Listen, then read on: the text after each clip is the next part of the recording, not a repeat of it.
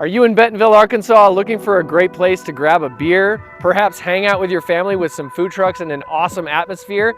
We're here today at Bentonville Brewing Company to find out what it's all about. What's going on, my friends? Welcome back to the channel. Today, we're sitting with Katie Boykin here at Bentonville Brewing Company. Katie, what do you do here? Well, I am one of the owners. I'm also the COO. I'm the sales manager. I like to say that I do just about everything except for brew the beer. Head cook and bottle washer. Pretty much, yes. Right on, right on. So, if people that don't know anything about Bentonville Brewing Company, where did you guys start? How did where grassroots? What came about?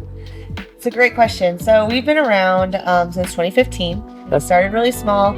If you drive down 14th Street ever, you're going to notice our location because it's right here. Oh, yeah. On this busy thoroughfare intersecting with I Street.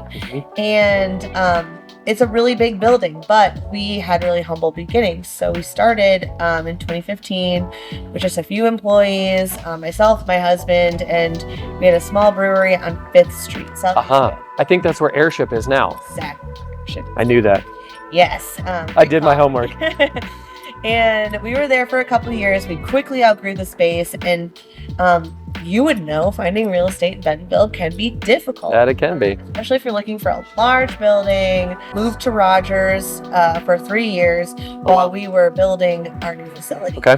And it took a little longer than we wanted to, not being in Bentonville, and we had lots of funny conversations about, like, what are you doing in Rogers if you're Bentonville Brewing Company? Right.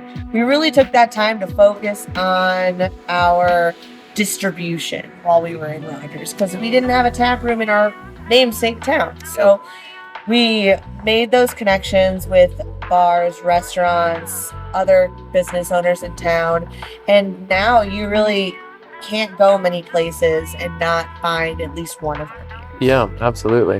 Which was very helpful because when we moved into this beautiful spot, Which was when? April 2020. April 2020. Okay, so Get to open right away. yeah, I bet not. Okay. But thankfully, working on those distribution channels during that time really allowed us to survive the pandemic. So as I was walking in, it said tap room. So you're not a restaurant, but you do serve food in here, yes? Yes. So we have a kind of interesting situation here. We are a tap room and a brewery, but we have an on-site kitchen that we sublet. And the tenant is the Burg, and they do kind of a German, American pub food. And then we also have 3 food trucks in the beer garden. Yes, that's nice. So people come in here to get a home wrecker. Yeah. Or maybe they're coming to get barrel aged deliverance, everything that's up on your wall there. How often do those change? Well, I think we have about 8 year-round staple products that you can pretty much count on seeing whenever you come in. And then we like to experiment a lot. So we have 24 taps available, and we try to fill them up. We've been doing some fun things like brewing one batch of beer and then splitting it and treating it differently. So today for our club members, actually, and then Friday for the general public, we'll have these sours being released, and we call them experimental strange sours because we use a special yeast in them that gives it that tartness, and then we split that batch and we fruit it in 2 different ways. So this one we're doing has peach in one, and the other is an elderberry red plum. Rapid fire, quick question for you. What does ABV stand for? Alcohol by volume. Alcohol by volume. Okay, so if I'm looking at something that's like a 12 ABV versus a 4, I better be drinking a little bit less. Yep, and we'll help you out by putting it in a smaller glass too. Fair enough. Fair enough. Some of those can really be heavy hitters, those stouts. I bet. We like our beers on the stronger side here, I'd say. Okay. Like our home wrecker, which is our flagship, that's a 7.5. Which by beer standards or style guidelines for the industry could be considered a double IPA. It's right there on the cusp. What's a typical ABV? I think people are really used to like 5%. 5%? That's pretty common. That's what most of your domestics fall in, like Bud Light or like that sort of thing. We're not sponsored by them anyway. It really depends. But that's pretty middle of the road. 5 or 7.5 is on the high side. For the state of Arkansas, if you're buying it in a grocery store or a convenience store, it can't be higher than 6.3. Okay, gotcha. So that's going to be your highest you can get in your grocery shopping. We're learning stuff. Compared to some other tap rooms in Northwest Arkansas, or even say specifically here in Bentonville, what's a differentiator that you offer? I think one of the things that sets us apart is that we really wanted to cultivate a space where everyone can come. And that means kids, grandparents, dog. Are you on your bike? Are you in your car? Yep. Really, I have 2 little kids, and I wanted them to be able to be here with me. Yeah. And we wanted a big space for big groups to be able to enjoy each other. You don't have to choose between time with your adult friends or your adult siblings or your children. So we've got a kids play area in the corner of the tap room with like a chalkboard wall and little toys. And then we have a really cool outdoor beer garden. It's got a pump track for kids. We provide some Strider bikes that we have on site. We have yard games like cornhole, and we do lots of fun events. We want to make a great beer to enjoy. But for the tap room, we want everyone to come, whether you like beer or not. We make a root beer we have on tap, so kids can get that, or if you don't drink, we sell non-alcoholic beer that's made by a brewery in the East Coast. And we also have wine. We make cider. We started making our own cider. So if you're gluten-free or you just want something different, we have an option for you there. And then the food. So we are open during the day for lunch, and we don't sell a lot of beer at lunchtime unless it's, maybe a holiday or spring break. But it's nice for people to come and enjoy the space. It's a wonderful atmosphere that you provided. Actually, the first time I came here, a buddy of mine, Chris, met me here with his dog. He was sitting out on the patio, and we had a good time just hanging out, enjoying a brew as the airplanes were flying into Thaden Field, which is a really cool atmosphere also. Oh yeah, that's really neat. I don't get tired of watching them come down. Would you mind taking us around the tap room? Absolutely. Or even in the brew room? Yeah. These look fancy. They. What are we looking at here? Lots of stainless steel. Yeah, well, this is where the magic happens. This is our brew system. This is a 20-barrel brew system. You measure beer in barrel. 31 gallons come in a barrel. Okay. And when we say it's a 20-barrel brew system, that means that's the max size of a batch we can make. We have grain in the silos outside the building that we pull in, crack the shell of the malted barley so that we can get in all those sugars.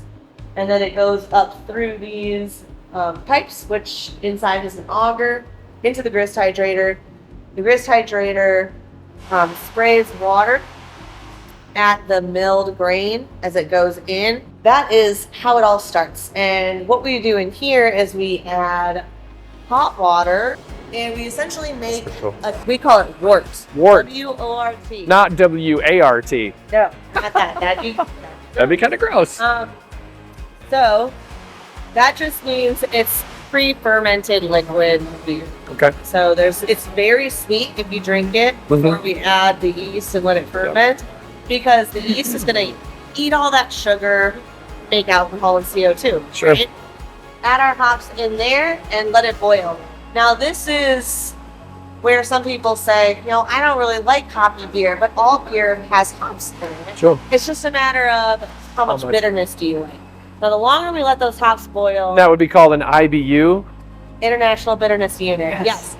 So there's that, which is a measurable feature that we can use math and chemistry to calculate, but that doesn't really tell you what your perceived bitterness is, because there's lots of tricks we can play on your mouth that makes you think it's not bitter, even though that beer might say it's 80 IBUs. Okay. But what else do we put in there? Like maybe it's got some citrus notes. Maybe it's got a lot of sweetness to it. So you don't really dwell on the bitterness because it's balanced. Right. So that's the beautiful thing about coming to a brewery is you can just taste stuff. Yeah. We love that. Like, here's a sample. So do you do flights of beer? Of course, yeah. That's one of our best-selling items. Okay. We like to do a pick-your-own-adventure kind of a flight. We will make one for you, or you can do one of all IPAs or all dark beers. But It's built in such a way where if you want one of everything, we can do it. You might want to call an Uber, but we'll do that. Right. That's awesome. Yeah. Cool deal. Now this is awesome. I don't know anything about this, so I'm learning so much along with you. Thank you so much. So this is where we actually do the fermentation. We're changing temps, adding yeast in these tanks, and you can see we got all sorts of different sizes. Oh yeah. These are our original fermenters. Okay. These are 7 barrels. This is actually the size brewery we started with at Fifth Street, so you can see we've tripled. Yeah, you've gotten a little bit bigger. We have 2 80-barrel fermenters. We have 3 60-barrel fermenters, some 40s, some 20s, and a 15, 2 7s. Okay. So with that, we get to A lot of beer. Yeah, we just try and meet all those different needs. Like, there's the consumer that wants that beer that they know they love and that they can rely on to be there all the time. And then there's a lot of people who just want what's new. And so you got to try to do a little bit of both those things. I think Variety. Then there is, this is actually a fermentation and an aging vessel. It's called a fooder. And this is a technique of brewing where we always leave some beer in here. Not only is there yeast, but there's also different bacteria working on making that beer sour and just different. But yeah, so it's a sour beer. We brew it, we drain down 2/3 and put those into more barrels to age longer, and then we add to those. So I like to talk about when I do brew tours. It is similar to when you make sourdough at home and you use that starter and you make a loaf, but you always have some that you leave behind that you keep on feeding. So it's almost like a beer. It's the same beer, but it grows and it has different generations and iterations. Any beer that ever comes out of there is going to have that characteristic because it's in the wood now and you'll never get it out. So we'll never be able to put another clean beer in there. It's always going to be a mixed fermentation, which is really kind of cool and a lot more. It takes a lot more time, so there's a more time investment in it, but the payoff is, I think, pretty special. So for our friends that are gluten-free, do you do those ciders and things in their own big silver thing? We don't use independent vessels for the cider. We use our fermenters for it, but we use a pretty vigorous cleaning process. We also use an enzyme in a lot of our base beers that will actually reduce the gluten particles per million down to a level that's below the threshold of what's considered gluten-free because of the process that you need to go through to label something as gluten-free, and because the starting product actually includes grain, we can't legally say it's gluten-free. We let people know it's gluten-reduced. So if you just have sensitivity, we've had feedback from customers saying that it doesn't bother them as much as other beers do. And then we know which of those beers contain that enzyme. So if you have a question, you can ask a beer tender and they'll point you in the right direction. You're saying a lot of verbiage that I've never heard before, like beer tender, fermenter. I mean, I know what a fermenter is, but I would call that a big silver thing. But it is big. So you wouldn't be wrong. So what is this piece of equipment back here? This is a canning line. Because Bentonville doesn't have glass recycling that picks up at the house. It was really important to us to make sure that we could have our packaging recycled in a convenient way. Because you can go and take it to the recycling center, but it's kind of inconvenient. That's awesome. Maybe we'll have to come back in a time where you guys are running that. It's pretty cool to watch. I bet so. Very satisfying. This is where we do our barrel aging. First one that we filled up, we actually brought on site for our groundbreaking, and we had all of our friends sign it, and then we drank the beer after the building was completed. So since it took a little extra time, it was really well aged. Yeah, I bet.